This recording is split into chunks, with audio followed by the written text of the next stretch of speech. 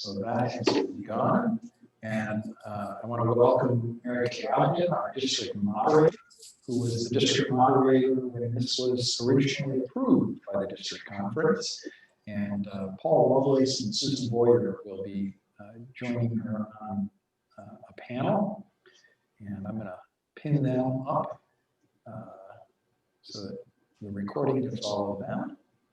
And with that, Mary Kay, I'll turn this over to you.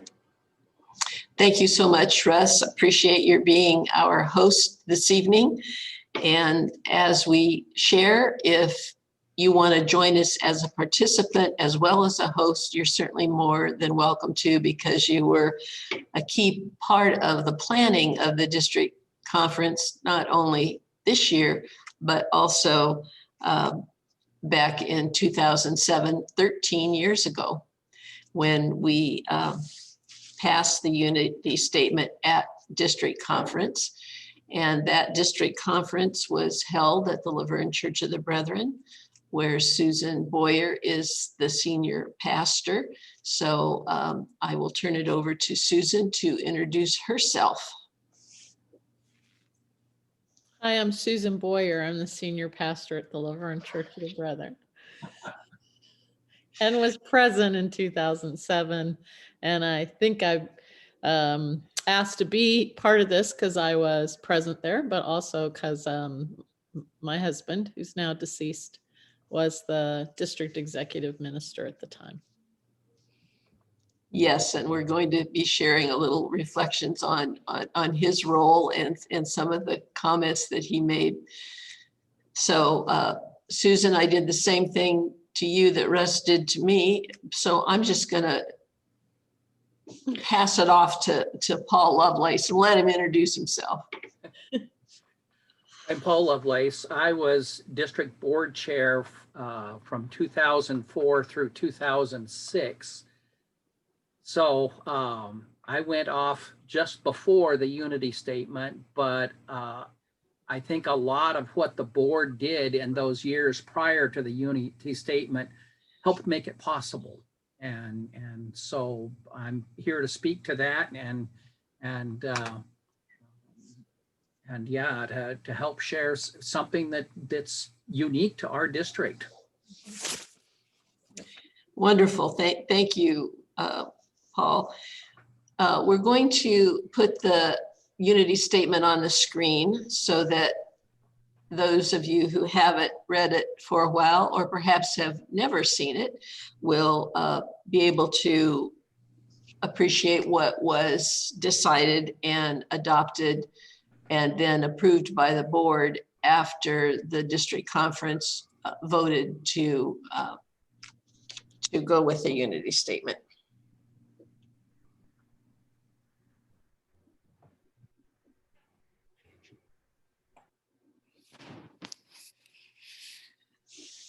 So I'm going to read it simply because I know you also can read it, but so we're all together in hearing it. And it is on this 300th anniversary of the founding of the Church of the Brethren, we remember Jesus. Let me give you a new command. Love one another. In the same way I loved you, you love one another. This is how everyone will recognize that you are my disciples. When they, I'll read it from my own script since I can't see the whole thing. When they see the love you have for each other, John 13, 34 and 35, the Message. Recognizing we are living in a peace, we are a living peace church, and that God is constantly revealing, we commit to humble ourselves and to engage in the tension of community necessary for new birth, not focusing on our differences, but in the spirit of love and acceptance, we choose to focus on Christ. We purpose to remain open as we listen to one another and to the Holy Spirit. working in love to mutually support and encourage our various ministries. And as we continue sharing this evening, if we need to put the Unity Statement up again for reference or for clarification, we can certainly do that. When I was serving as moderator in 13 years ago in 2007, Brian Boyer, district executive, asked me to meet with a group to develop a statement. And Brian could be very cryptic at sometimes. And his comment to me was, you're either going to come out with a statement or there will be blood on the wall. And he left. Okay. So we assembled a group of, I think there were 3 or 4 of us, and we represented Arizona. I, of course, Southern California, Northern California, and various positions on the theological spectrum. And we talked for quite a while and worked with different wording and different ideas. I enjoy telling the story that Marlon Heckman told me when there was someone interested in pastoral placement. And he said, I see you have some openings in the Pacific Southwest District, but I'm not going to apply there because you're also liberal. And Marlon quickly replied, then you don't know the Pacific Southwest District. And I think sometimes we are viewed just from the point of view of someone who knows 1 or 2 churches, but really doesn't have a sense of the whole district. And since we are Arizona and California and now Nevada, there's sometimes the assumption that those West Coast people are just gonna, fall off into the ocean or something, or not really taking the time to get to know who we are and our diversity. And I think that Paul has a very good sense of that leading up to this point. And so, Paul, I'm going to ask you about those earlier years when you were on the board, including when you were board chair, what you observed and what you experienced and why you think that we move towards writing this statement.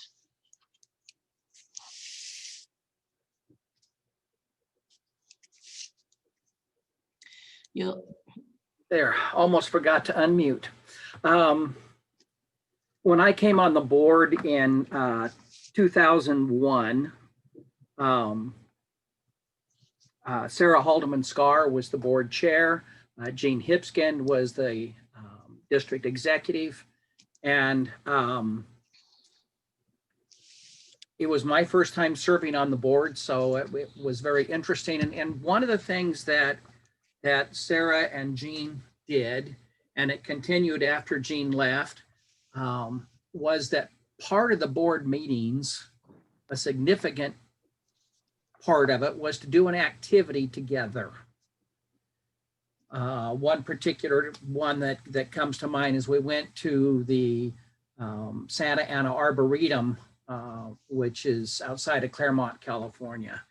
And that seemed like kind of an odd activity for a district board to be involved in.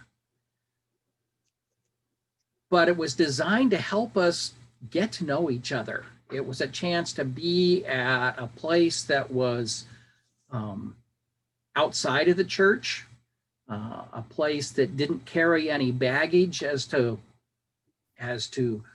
who we were individually or what church we were from. And so it allowed us to interact in a way that we could develop friendships without being in tension over our differences. And I think part of the reason this worked is that the nominating committee was being very, very intentional about getting a broad perspective from the whole district. And asking people, I think, that they weren't even sure that they wanted, or people that they probably won't say yes, but will ask anyway. And so from when I first came on and all the way through, I have to say the nominating committee was doing a wonderful job at making sure we had a board that represented the whole district, and that we had solid representation from Imperial Heights and from Prince of Des Pas and from other minority groups within the district. And so I think that was a key part of that. Now, when I came to be board chair in 2004, Brian and I talked about that as, what did we want to do? And we moved a little bit away from what they had been doing and focused more still on this getting to know each other, but putting it together more intentionally as praying together and as worshiping together and as sharing about our congregations with each other. And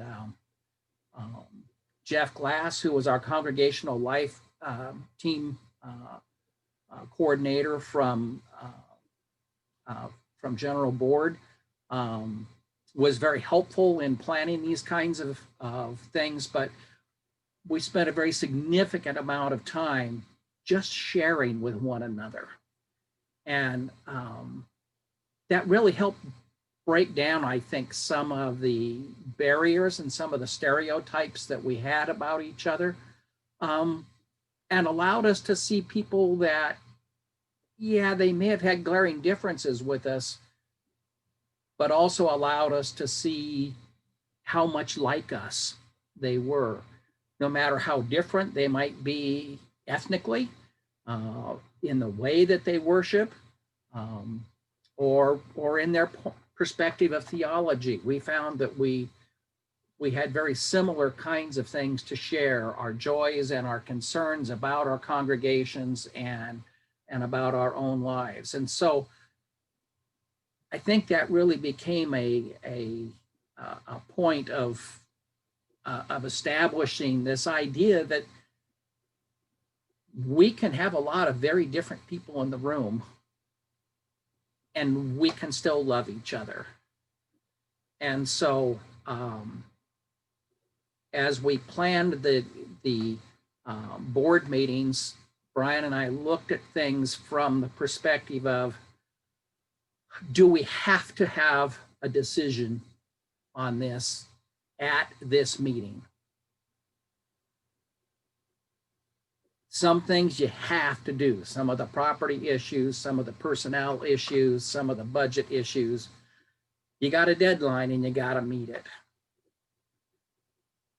But there's an awful lot of things that we could let go, that we could wait. Yeah, it may not be the way we usually do business, but maybe sometimes that relationship that we were building is more important. So sometimes we intentionally put things off. We may have decided at the end of board meeting on Saturday that we weren't ready to decide. And we would have a short, special, additional meeting time Sunday morning after everybody had a chance to sleep on it and spend the evening discussing it in an informal way. And some decisions just got tabled and put off till the next meeting. And so we really tried to never force a decision that was going to be contentious unless we absolutely had to for legal reasons. I think one of the other things, for me especially, was to, as board chair, it was my responsibility to come to the board meeting with a suggestion, at least, of how we could proceed. But for me, it was more important to hear everybody else's suggestions. And so when we would ask, how are we going to spend this money? And we had money because we'd had several congregations close and we'd sold property.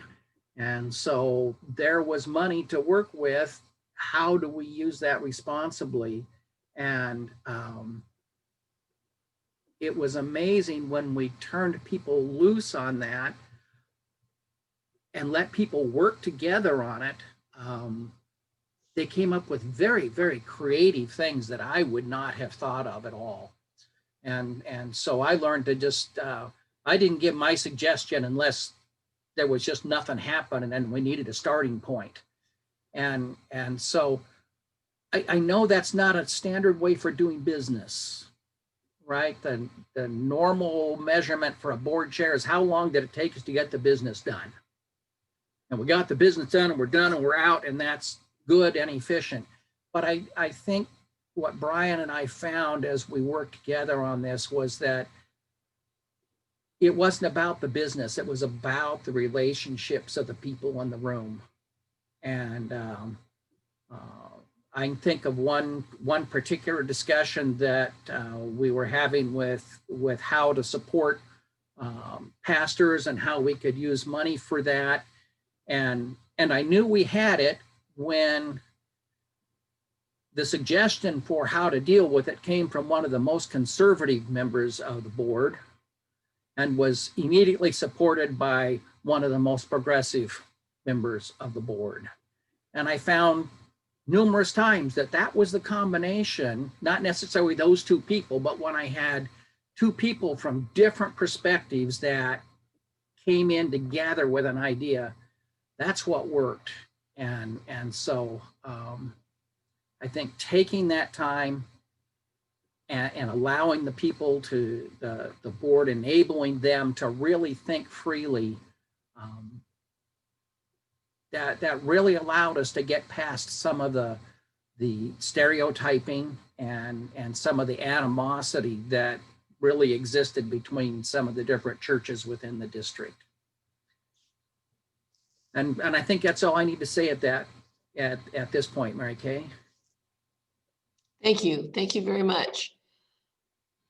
So the Unity Statement came to the 2007 District Conference, and the minutes indicate that a lengthy discussion was held regarding the Unity Statement and the wording. It was moved and seconded by Bill Johnson, Vera Mae Gephardt, to accept the Unity Statement as presented and to present it to District Conference, and it passed. And it not only passed, it passed unanimously. And I have to thank John Price from Empire. He was moderator-elect, and he stood in the Laverne Church about halfway down the aisle and just remained standing. And he kept looking at me and I kept looking at him, and I could tell he was solidly behind this. And I think other people observing his behavior were reassured that this was an okay thing to do.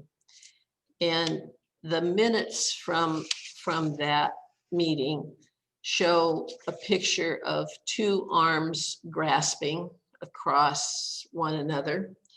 And one is Gilbert Romero's arm, and the other is Brian Boyer's arm. And one of those two arms has some tattoos on it. And it was just a symbolic way of saying, we're in this together. And with that, I will pass it on over to Susan Boyer for her reflections. As I said, I was a pastor in this district and cared very much about this, but I also remember about it because being married to Brian Boyer. And I want to say it was Brian's hope because, well, Brian was serving in connection with district executives from other districts, and watching them, other districts were really imploding at this time. And his hope was that the Pacific Southwest District could find a way forward together. And what I remember that day was there was an insight session held immediately before this business item. And it was about this business item where people could ask questions, talk about it, think about it together. And there was some contentiousness in that room. And there was a denominational representative who was present for that district conference. And he let us know that he thought the idea of this unity statement was unwise and perhaps dangerous. But we had a good hour to talk and process and think about it before we went in for a vote. We didn't just vote, we had time to think together. When it was clear that it was voted unanimously to accept the statement, Brian I think he was pretty shocked. And he said, I didn't think it was going to pass. It was a holy moment. For those of us who were there, it was a holy moment for many, many reasons. And I think one of the reasons that I want to mention is how we have lived it out in this district, what it became. And I actually think unity statement is a misnomer. I think it should be called unity agreement. Most statements created by districts and denominations are a statement. They're just that. It's a statement that in a couple of years, no one's going to remember what we said anymore. But we chose unity back at that district conference in 2007. Sorry, I get a little emotional. We chose to focus on unity around continuing the work of Jesus rather than dividing into us and them. We chose unity over uniformity, and we chose Jesus over ourselves.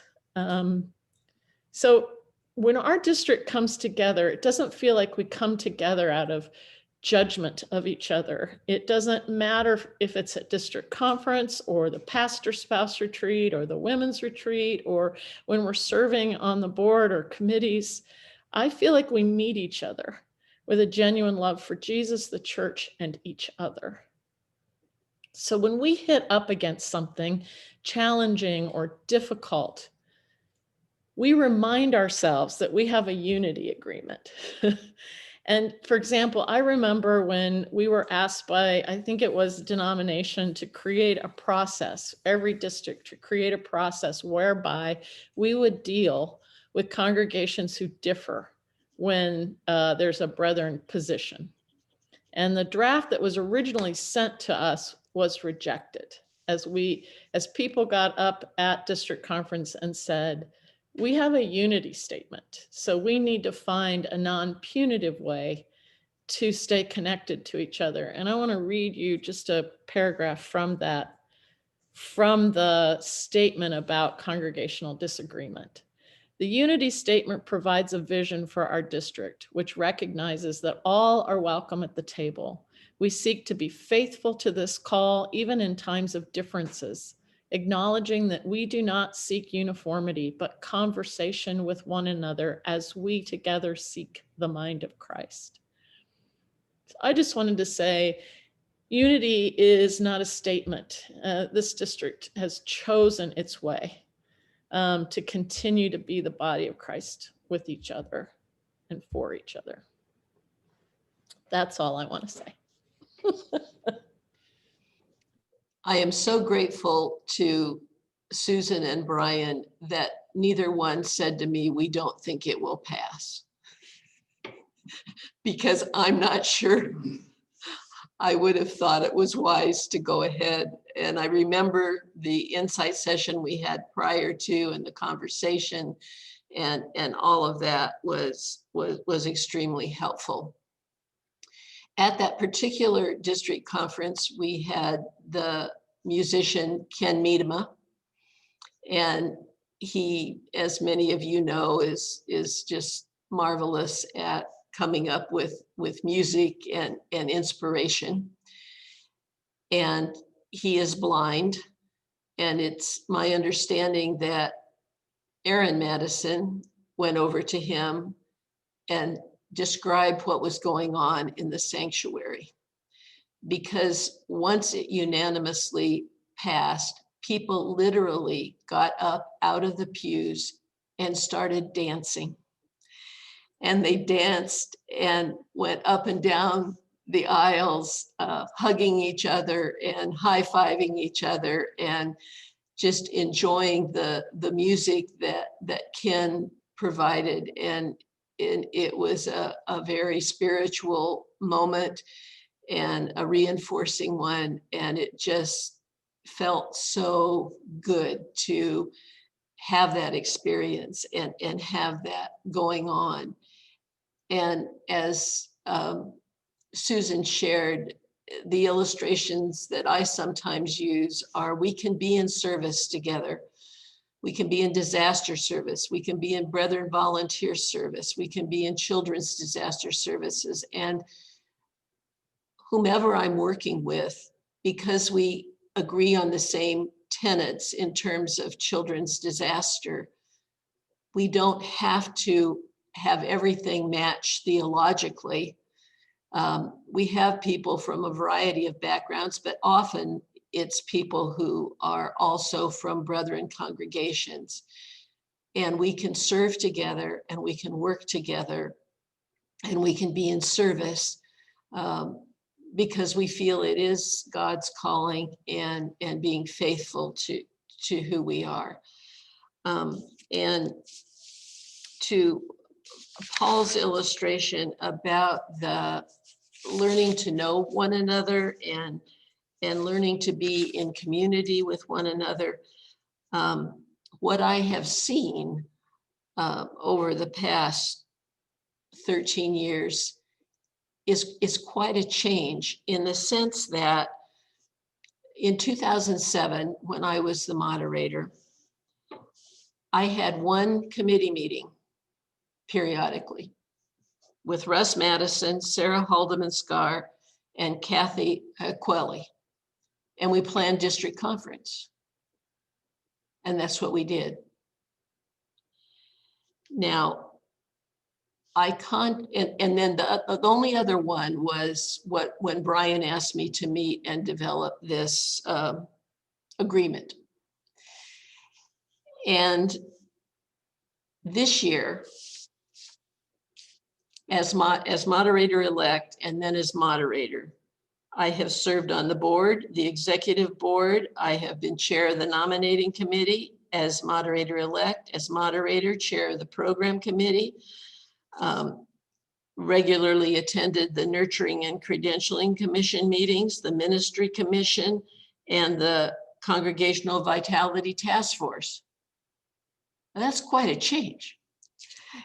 And by doing all of that, I've gotten to know so many people and so many more contacts. Now, in 2007, I did visit churches throughout California and Arizona.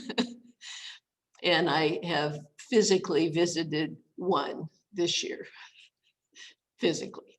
I've done some taping and have been in church services via Zoom and that kind of thing. So certainly that was a big difference as well, though that was my intention going on in that I would be traveling a lot more than I have. But I think it has served us well. And I think that I was looking forward to going to annual conference because we were going to do an insight session on this unity statement or agreement. And of course, annual conference was canceled, and I may be doing it next year with Paul and or Susan if they're willing to go. But we are the only district in the denomination that has this kind of agreement and way of being together as an understanding. And we are at a difficult time right now, as we've had churches who have pulled out to become the covenant brethren and leave the Church of the Brethren. And so I think it's an appropriate time and an appropriate message to be sharing. And with that, I'll invite Russ, if he has any comments to make, as well as the rest of you to ask questions or make comments. So I want to take the opportunity to open up for questions and comments. If you know how to raise your hand, that's great, and we'll recognize you, because I'll also want to pin you. So we can see you as well when you bring the question to the table.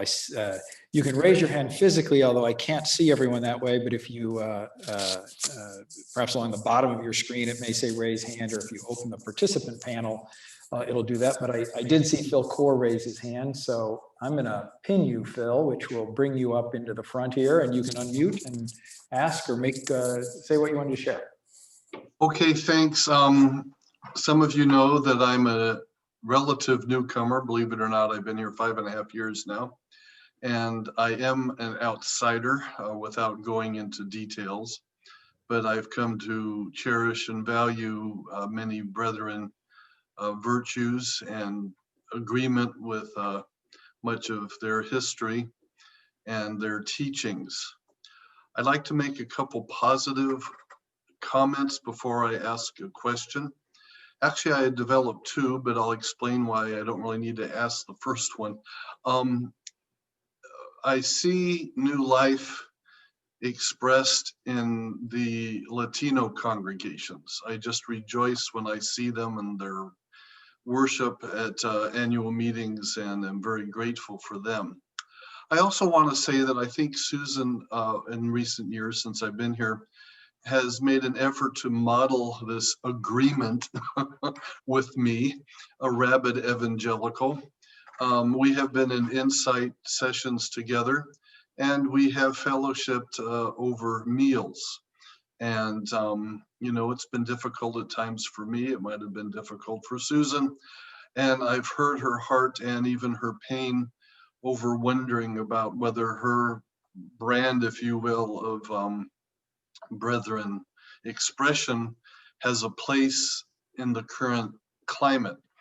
Another thing I want to affirm that I have observed is I really appreciate, since I've been here, the outreach. The comment was made of, I think by Paul, of inviting people to serve and on something on the district, even though we think, oh, they probably won't say yes. I had a very recent experience with a board member suggested that I hadn't even thought of, but he said without hesitation, yes. And he said to me on Sunday, haven't served on the board for 10 years, so I thought it was about time. So anyway, you just never know. But I have seen the committee invite Karen Pearson on since I've been here. She's become moderator. I've seen Christy Bowman invited, and she's taken a very active role. So without going into a certain situation in the book of Acts, I'll just say I appreciate that attitude. My initial question was answered in the course of your discussion.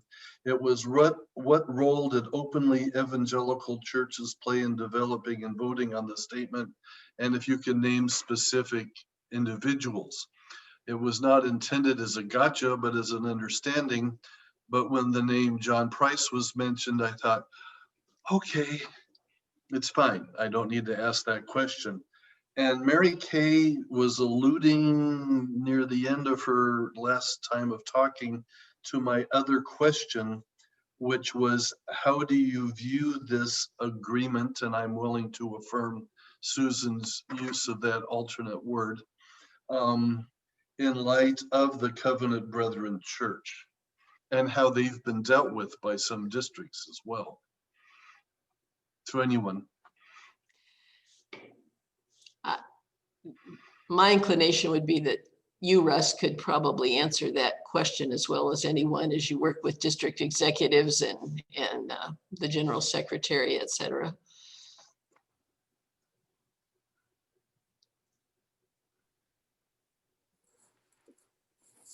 Well, I don't know specifically, Phil, what you're speaking of as far as how they've been treated necessarily. Well, by other on districts. Dunker Journal, most recently, they feel that a Mid-Atlantic representative called their entire group a sin. And there have been documents that have not been showing efforts. I mean, on one hand, they've said we want to talk, but on the other hand, they've come down pretty hard on some churches and some individuals. I don't see this district's agreement being observed unless it's in the breach. Well, I mean, this district agreement is an agreement in this district. I and- understand that, but too bad it couldn't become a model. We have actually offered several times Oh, to, sure. and reached out and to share and to how we did it and all of those kinds of things. And that has not been, I even wrote a letter to the messenger about it, which for the past 4 issues, they have not published. So I think Yeah, it's probably not going to be published. Well, I agree with most of what they write. Sometimes though, I feel like I'm dealing with the head of the Krusty Krab restaurant or something like that. But anyway, they So, I certainly mean, I have- think, Phil, part of what I would say is I think it is challenging in districts right now across the board where there are active, what some would perceive as active recruiting to encourage other congregations to leave and to come join, and perhaps instigating a movement within a church that wasn't necessarily feeling that way. And I can only imagine how raw things must feel for folks on all sides of the conversation in those places. I do think that part of what leadership team was articulating earlier this year was, because I know there have been long conversations over the course of the last 2 years with folks who were involved in this leadership and working at some things. And I think there's a place where leadership is feeling like if you want to go, then you may make the choice to go.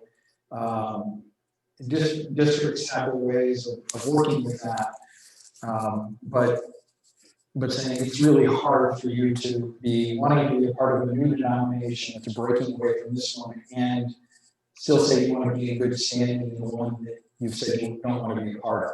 And I think that's where a lot of the tension has come in. Okay, thanks. I'd like to share just 2 things briefly before finally stopping.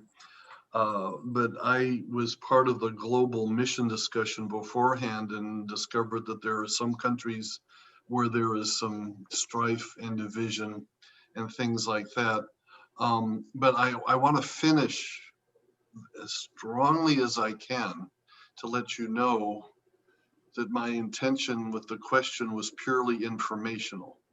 I shared with Joe Dietrich back when we were talking, and I shared with the search committee, that if you want to say I have an agenda, it's to preach the gospel and love the people. I came from a denomination that has gone through similar things. They've kind of resolved it for the progressive side. And the other groups within it don't really exist. There's one pretty minor one. But I'm not about the business of trying to split a church or split a church off. So I just wanted to make it clear. Those of you who know me know that already, but for everybody else, I just wanted to make it clear. And rest, we have more grist for the mill for whenever we do get together for lunch sometime, I hope soon. So thank you for listening and for answering the question. I'm going to unpin Phil. And Eric Brummett is the next person who would raise a hand. So Eric, I'm going to bring you up. You can turn on your video if you'd like. I've got my computer hooked up to my TV because I can do that. So I'll be cool. I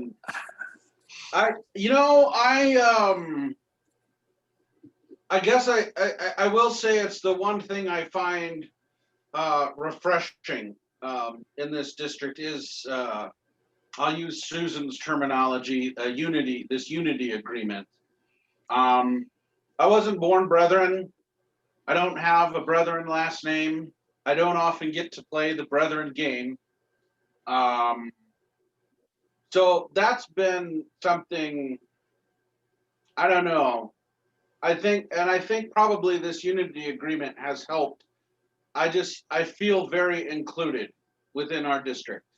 And so I just applaud you for all the work to making that happen. And so I just wanted to say that. But my question is, in light of just everything, I mean, happening nationally, happening denominationally, whether or not they, the denomination were to form and accept their own unity agreement, for those of you that helped form it, and those of you that have lived with it for the past 13 years, what do we have to say in this moment? When I decided to join the Church of the Brethren, it was one of the first things I heard was about the 2011 annual conference. And my question to both my more conservative friends and my more progressive friends is, why the hell are you staying together? Why don't you just split? And now it's happening. And now I'm at kind of, I don't know. So what does this district, in light of this unity agreement, what is it that we have to say to our denomination in this moment?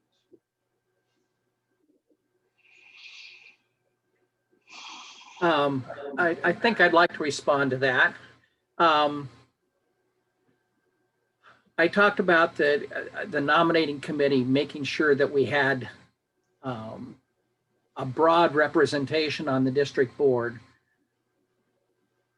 That's a key, but it's only a key if that then spreads out and brings information and brings relationship to the congregations. And so we strongly encouraged the board members to share. When you get after we've had a board meeting, a district board meeting, you need to go back and share what happened with your congregation and how you participated, how it affects them. And I think maybe that's a place that we tend to fail then. Even if we get a group together, it becomes a leadership group that becomes isolated in itself, even though it might be diverse. And so somehow we have to make sure that seed then is spread, that we take that sharing, that we take that relationship that's been developed within that small group and share that within our congregations. And that's what really then begins to bear the fruit of changing the way people feel. When somebody you respect comes back from that meeting and says how much they enjoyed working with somebody that would be outside of the group that we would normally want to talk to. And so it has to happen at more than a leadership level. It has to go back and happen at the congregational level. And I think that's one of the keys that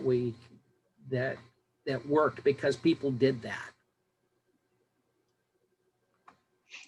And Eric, I would say that I understand the whole brethren name game, but I just want to warn you that the name Eric Brummett, whenever that comes up and I'm present, I will be saying, I've worked with Eric Brummett and he is incredible at slicing and dicing and putting together worship services and messages and music and just making it all work out so beautifully. And so you've been tagged, Eric. You're gonna make me cry, Mary Kay. Be careful. Okay, I will be careful. Thank you. I'll be gentle. I appreciate that.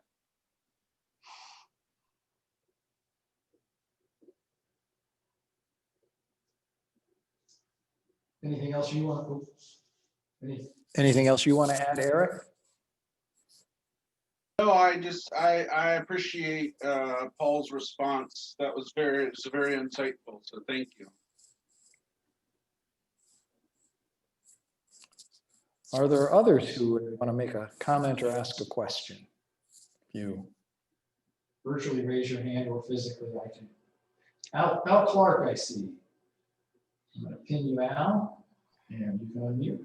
Yeah, I basically have two questions, and I don't know if they both can be answered. One is, I mean, clearly this came from the progressive side of the Pacific Southwest Conference, and clearly when it came to the district, there was a concern that it wasn't going to pass, presumably that the progressive feared that the conservatives wouldn't want to vote for it, and yet they did. And John Price was the example that you gave. And I'm wondering how that unity agreement came together at that point. That is how the conservatives, and perhaps Phil, even though he wasn't there, can answer part of that. The other part of the question, the second question I had really is from Susan. Susan mentioned that the denominational officer who was in the meeting strongly encouraged the group not to pass it. And I was just curious why the opposition from the denomination was expressed. I want to talk about both of them. I want to say that I don't think it just came from the progressive side. Correct. And I felt the conversation that ensued before it happened, and also the conversation in which the unity statement was created, was very well represented across the theological spectrum. So I wouldn't characterize it that way at all. I would say this has always been a district that has more diversity in many ways, and I think lives in more diversity than most of the Church of the Brethren, and has had to do some figuring out of that all along the way. And I think it came very strongly. But Mary Kay could speak more to that. The other thing I wanted to say was, I'm not sure why our denominational representative reacted that way, but I think it was because what we were getting some from the denomination was, how do we hold this down? How do we make sure that we have all the right polity in place to discipline whoever's doing whatever's wrong? I think it came from that this couldn't possibly work as a way to operate and be together as Christians. I think it came from there, but I couldn't answer for him. What? I'm sorry, before I ask for a reminder of the first question, I want to say that in my mind, the phrase brethren discipline sounds like a non sequitur. But anyway, my name was mentioned, but I was kind of somewhere else. What was the first question that Alfred asked?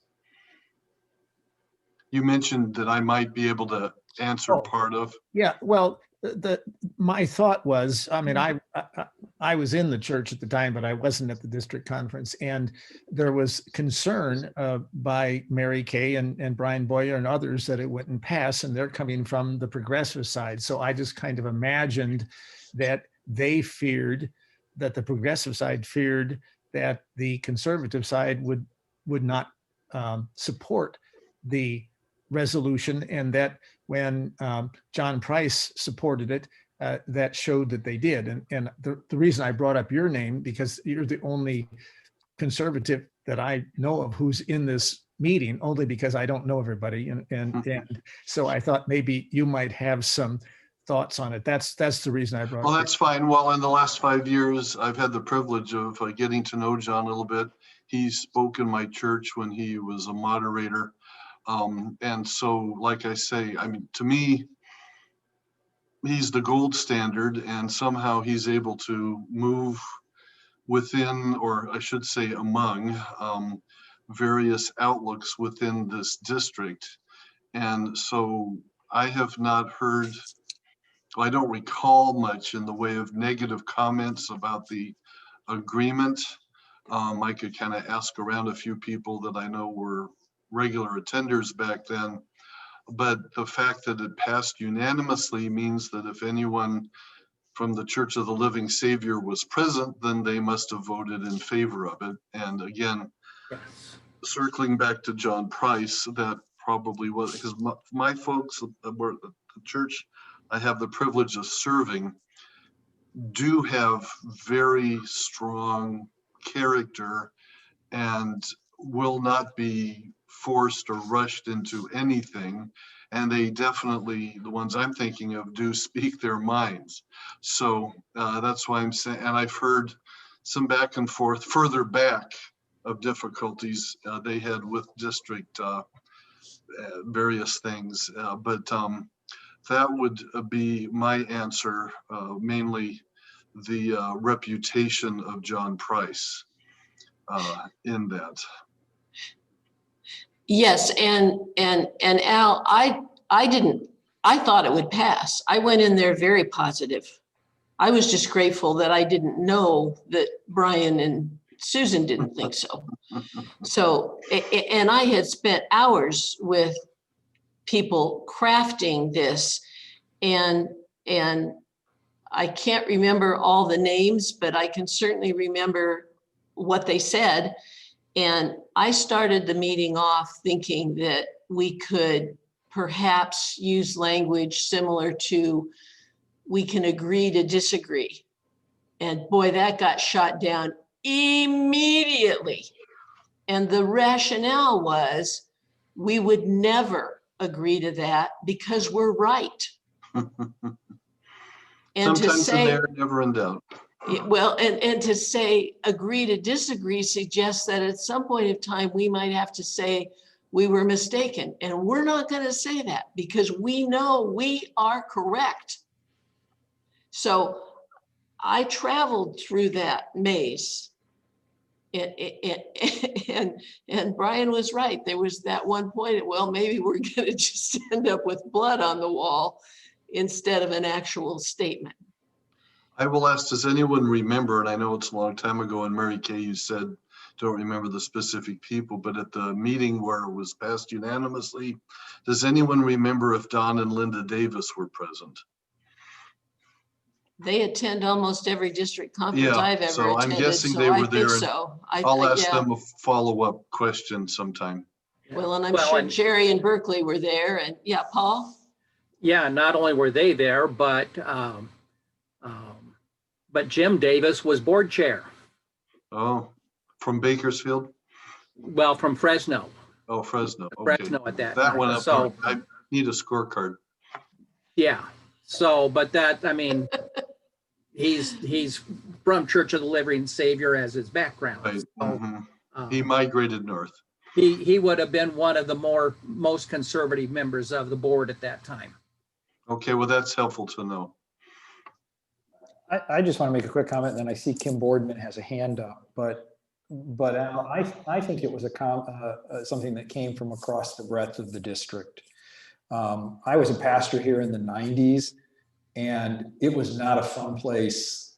The environment was not a happy place to be with one another in a lot of ways. And I think there were many folks who came to a place where they said, we've got to find a different way to move forward together because this isn't working. And so I think there was a good spirit across the fullness of the district to say, we got to try something else because what we're doing hasn't necessarily worked.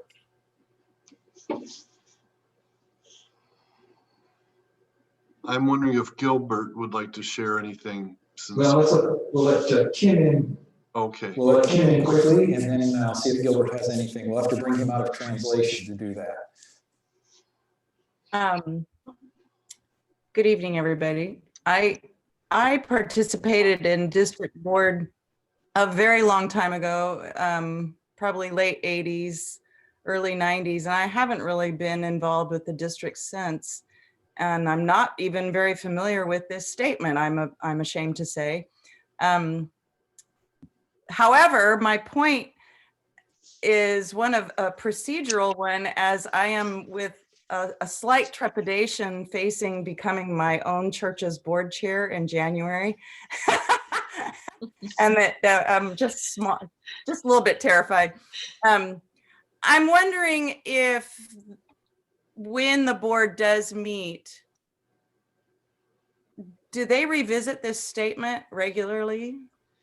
And do you keep it in the forefront? Is it something that the board reminds itself of regularly?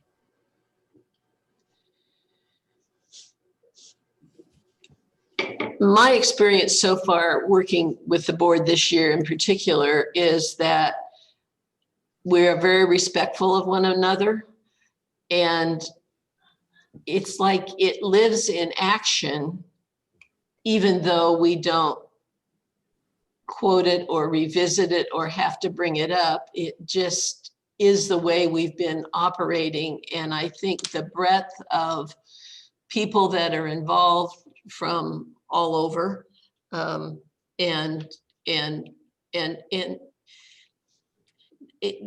this whole relationship issue, I mean, Karen Pearson is a close friend of mine. And we go way back and have stories to share. And, you know, I enjoyed working with Bob Morris as well. And you just, it's the relationship. It's the community. It's the, I understand that. You make me have a sense of caution in recognizing when people do come in, like such as me. I've been around for a long time, but I haven't been involved with the board. And when there are assumptions made, you know, you have the good friends from back then. I knew Karen Pearson back then. She's been on the board forever. So there's a caution, and I'm thinking about that as I'm approaching being a board chair myself and thinking about that in my own congregation and how you keep those kinds of things in the forefront. well, there's certainly nothing wrong with going back and taking a look at it and talking about it. And for me, it's a little like our current situation. I have very close friends and we do not agree politically. I understand. Mhm. So there has to be a point at which Mhm. I listen, Mhm. I ask questions. I hope they ask questions of me. Or sometimes it's just a decision that friendship triumphs, Sure. Trump, you know, is over Right. any political disagreement we might have. I guess I'm just recognizing that there has been, as Susan says, an agreement made in 2007, and we just need to be clear to convey that agreement and include new people in that agreement, including at district conference.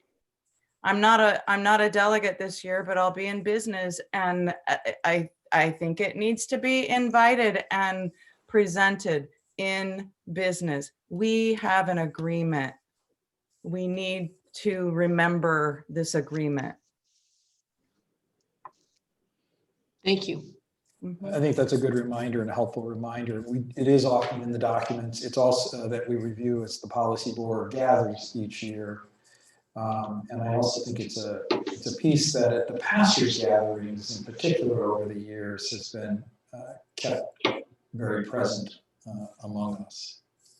Yeah, and I think, Russ, you know, you mentioned the policy board, and we say that nobody else in the combination, as far as I know, has a structure similar to ours, where we have a policy board that, and this I can't remember if we passed it in 2006 or if it was also in 2007, that we restructured the board.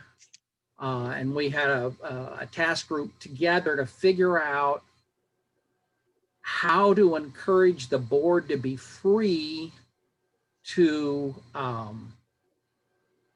really do the blue sky kind of thinking and to really be together and have this relationship and not be tied up with too much business stuff.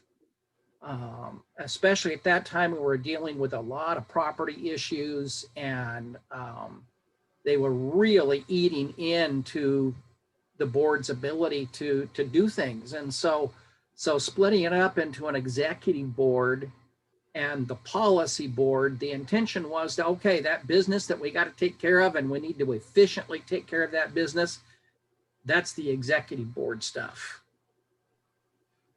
We're going to let Eric Brummett hop in, and I'm aware our time is just about up. I really appreciate what Kim had to say, and it's got my mind stirring.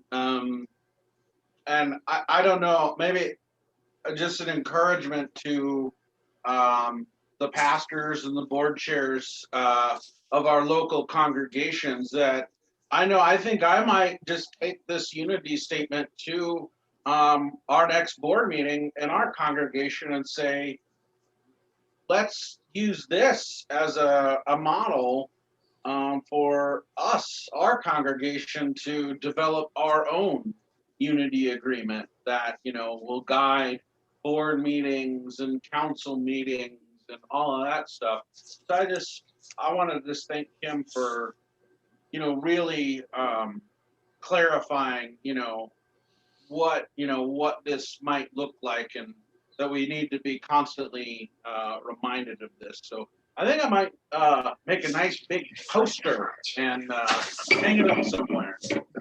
Thank you, Kim. No, do you want to close us in prayer? That'd be fine. Well, thank you all. This has been, I always learn and enjoy the interaction, the questions that you've asked, and I would invite Russ to close us in prayer if he would.